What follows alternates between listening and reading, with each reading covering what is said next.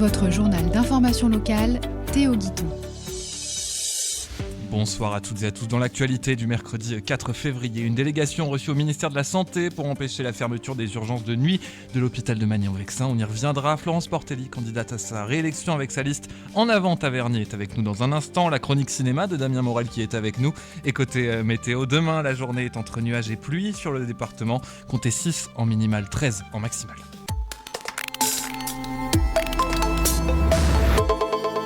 On le disait dans les titres, une délégation d'élus et de professionnels de santé a été reçue au ministère de la Santé pour tenter d'empêcher la fermeture des urgences de nuit de l'hôpital de Magny-en-Vexin. Désormais envisagée pour le printemps, ils alertent sur les risques pour l'accès aux soins dans le Vexin, zone déjà marquée par un manque de médecins et l'éloignement des grands hôpitaux. Ouvert depuis 1998, le service accueille en moyenne une dizaine de patients chaque nuit. Le ministère doit désormais trancher. La grogne de parents d'élèves de Saint-Lô-la-Forêt et d'Hermont, ils alertent sur le non-remplacement de plusieurs enseignants absents depuis la rentrée de janvier.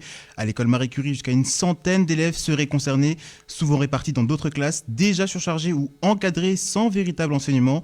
Les familles dénoncent une situation qui accentue les inégalités et ne respecte pas, selon elles, les obligations de l'éducation nationale. De son côté, l'inspection académique évoque des capacités de remplacement sous tension en raison des épidémies hivernales, mais assure que la continuité pédagogique est organisée. Des mobilisations de parents d'élèves ont déjà eu lieu pour réclamer des solutions rapides. Après 2 mandats successifs à Taverny, la voilà de nouveau en campagne avec sa liste En avant Taverny. Florence Portelli, bonsoir. Bonsoir. Bienvenue sur RGB. D'abord, vous êtes maire de Taverny depuis 12 ans. Qu'est-ce qui vous donne aujourd'hui envie de continuer ?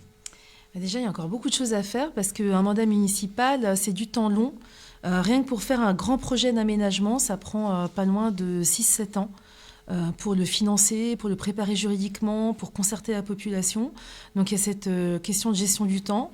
Le fait aussi qu'à Taverny, avant 2014, sincèrement, c'était une belle endormie. Il ne se passait pas grand-chose. Donc il y avait énormément à rattraper. Et puis après, parce que j'adore, dans le mandat de maire, pouvoir créer, être à la tête d'un collectif, parce que c'est un mandat où on n'est pas seul, c'est une équipe. Et puis être utile. Être utile à son prochain, je trouve que c'est une chance exceptionnelle d'avoir la possibilité de l'être. Alors justement, on va revenir un petit peu. Vous avez publié votre bilan, un bilan de 48 pages, il me semble, que je n'ai pas pu imprimer. Il était effectivement assez gros. C'est quoi vos plus grosses fiertés sur ce mandat ?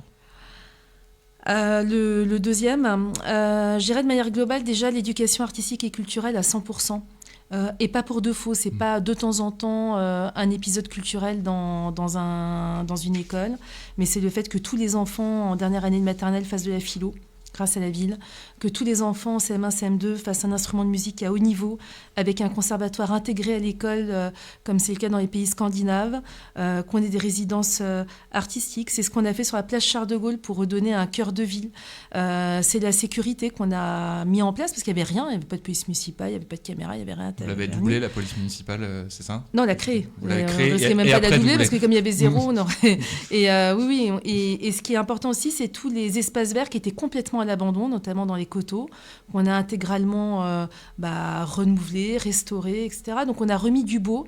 Et puis peut-être quelque chose qui m'a marqué, quand je suis devenue maire, les quartiers prioritaires étaient dans un état dégueulasse. Il y avait des gens qui avaient honte d'inviter de la famille chez eux. Mais aujourd'hui, ils sont fiers parce que c'est parmi les plus beaux quartiers de la ville. On a fait des enquêtes pour obliger les bailleurs sociaux à rénover. Ils ont investi 40 millions d'euros sous mes mandats. Et on a construit là-bas du très beau. Et j'associe l'écologie et le social à la beauté. Et je pense que la beauté et l'esthétique doivent faire partie des programmes municipaux parce que sans ça, il n'y a pas de dignité humaine. Le sujet est justement la dignité. J'allais y venir, c'est un mot sur lequel vous insistez beaucoup pendant cette campagne. En quoi c'est important ce mot en général ? On est dans une société qui est mondialisée, avec ses plus et ses moins. Et on a beaucoup de gens qui ont l'impression de subir plutôt que d'être acteurs. Et être digne, c'est déjà pouvoir être acteur, ça peut être tout simplement justement, par exemple, vous êtes écolier, ça marche pas très bien à l'école, mais vous produisez un morceau de musique ou vous apprenez à faire un film. Se sentir digne, c'est être dans un environnement beau, sain, et non plus avoir honte d'habiter là où vous habitez. La dignité, ça va faire partie de la vie quotidienne, parce que sinon, il n'y a pas de société possible. Et le sentiment d'indignité amène à des fractures, amène à un sentiment de déclassement. Et c'est ce qui tue aussi aujourd'hui nos sociétés.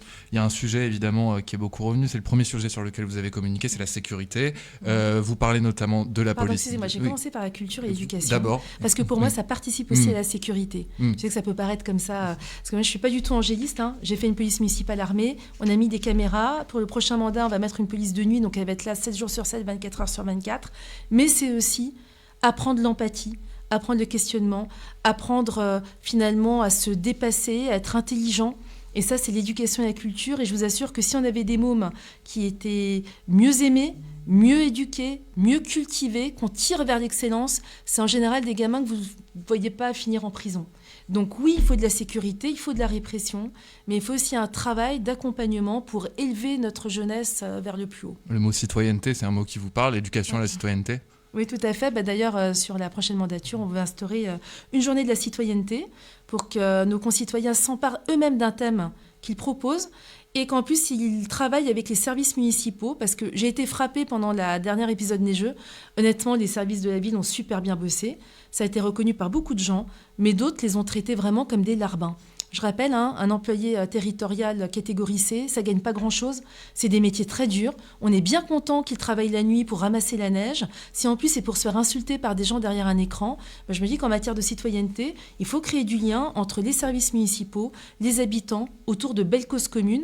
Et c'est le sens de la journée de la citoyenneté. Il y a un enjeu de logement aussi à Taverny. Ouais. Vous parlez d'avoir un toit. Partout, mais à Taverny entre autres aussi, bien sûr.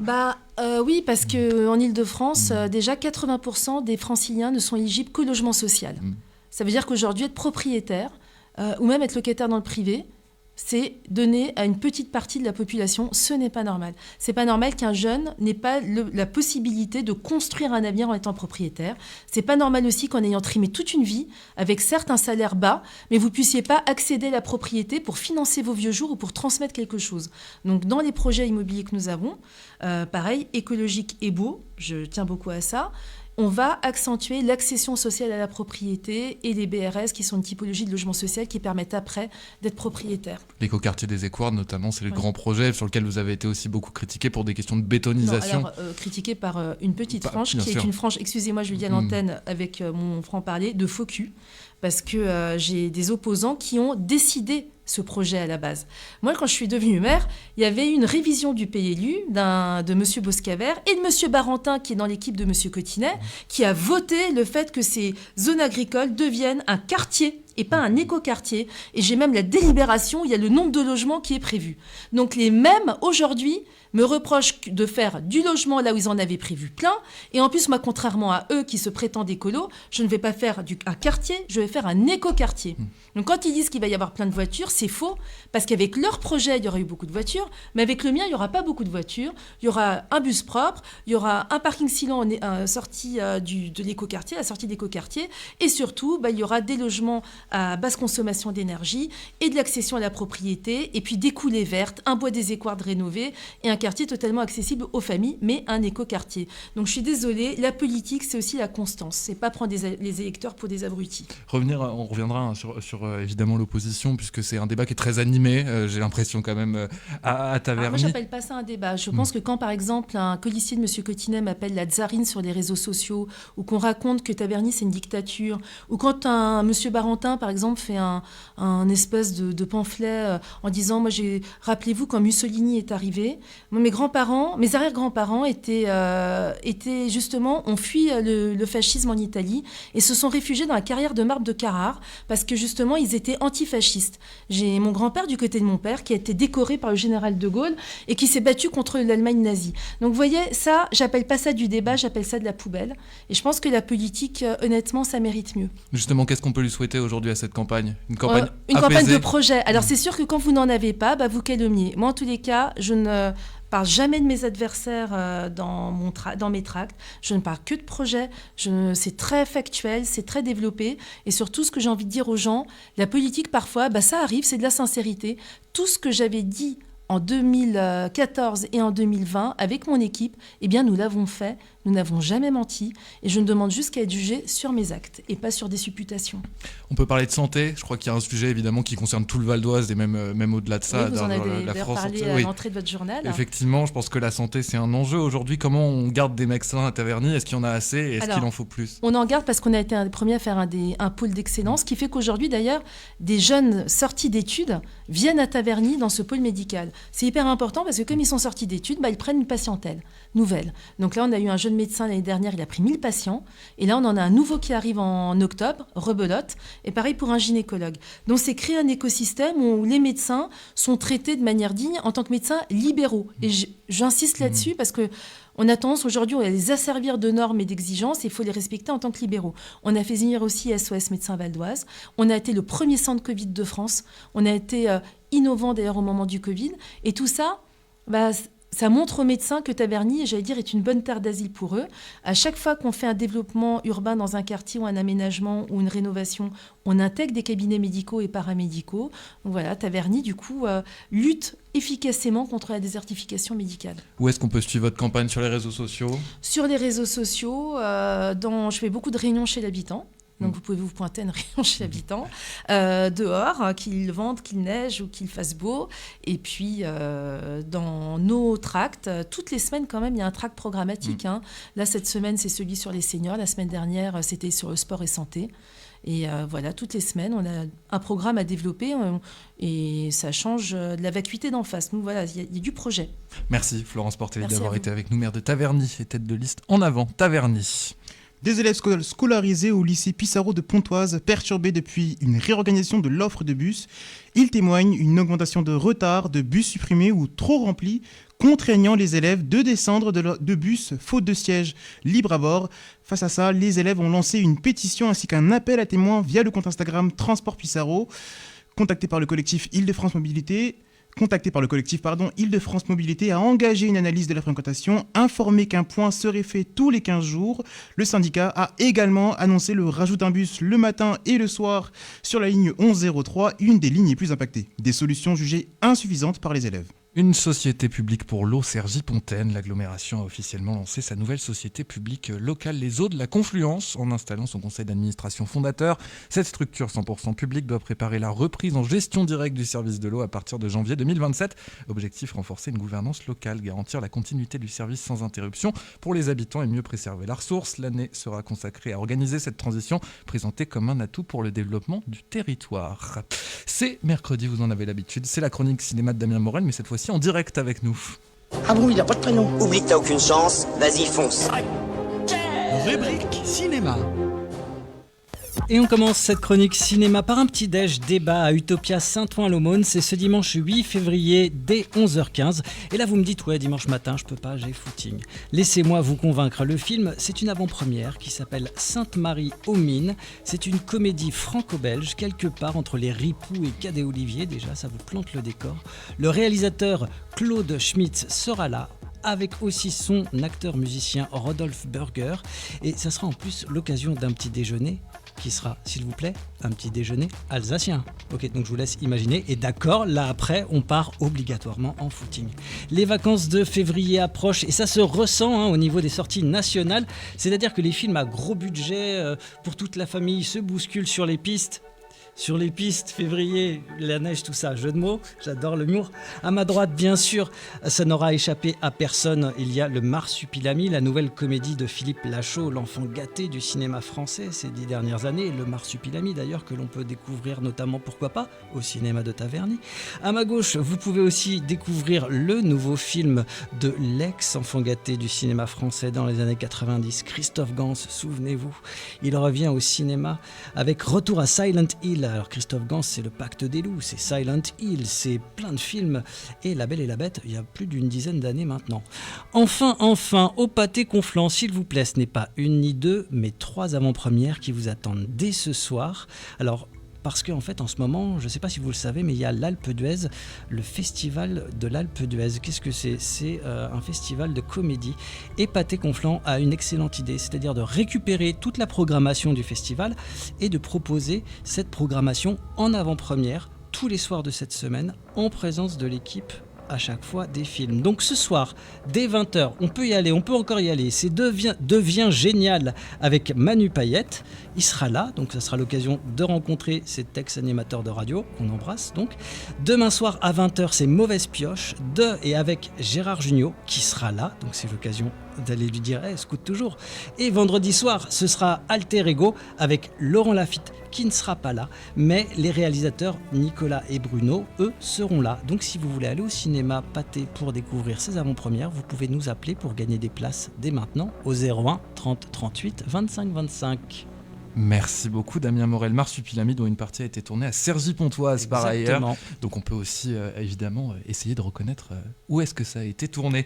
Merci Damien Morel. Et à mercredi prochain pour une nouvelle chronique cinéma, cette fois-ci enregistrée, mais avec le même plaisir. Bien sûr.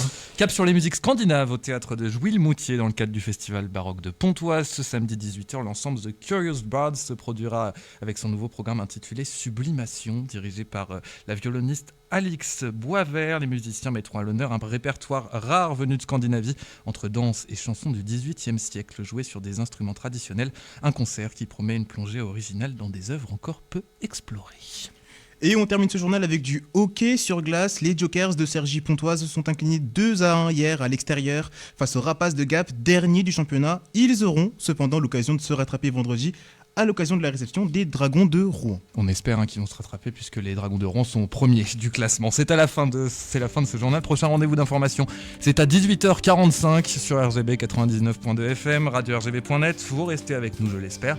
Je vous dis à tout de suite sur RGB et je ne sais pas si je donne la parole à Damien pour la programmation. Je ne sais pas. Eh bien écoutez, on verra. Merci beaucoup, à bientôt sur RGB.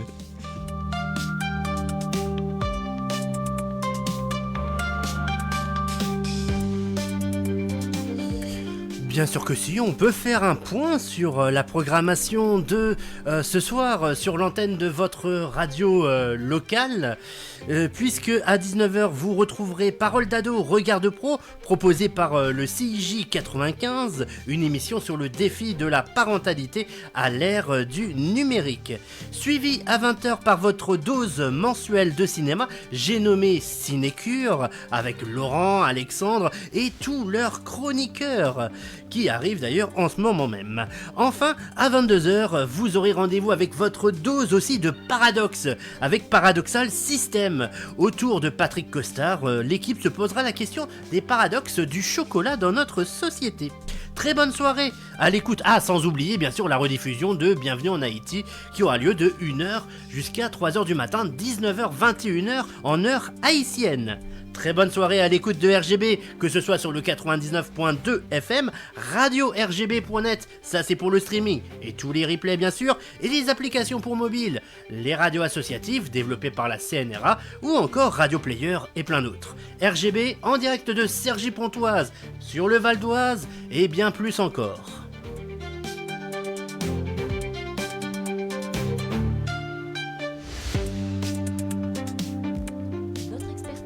Votre service pour répondre à toutes vos attentes.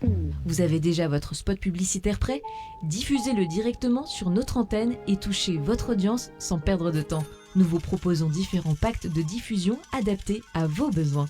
Pour plus de renseignements, envoyez-nous un mail à communication@radio-rgb.net ou faites votre demande via notre formulaire de contact sur notre site radio-rgb.net. Vous pouvez également nous appeler au 01 30 38 25 25. Avec RGB, boostez votre visibilité.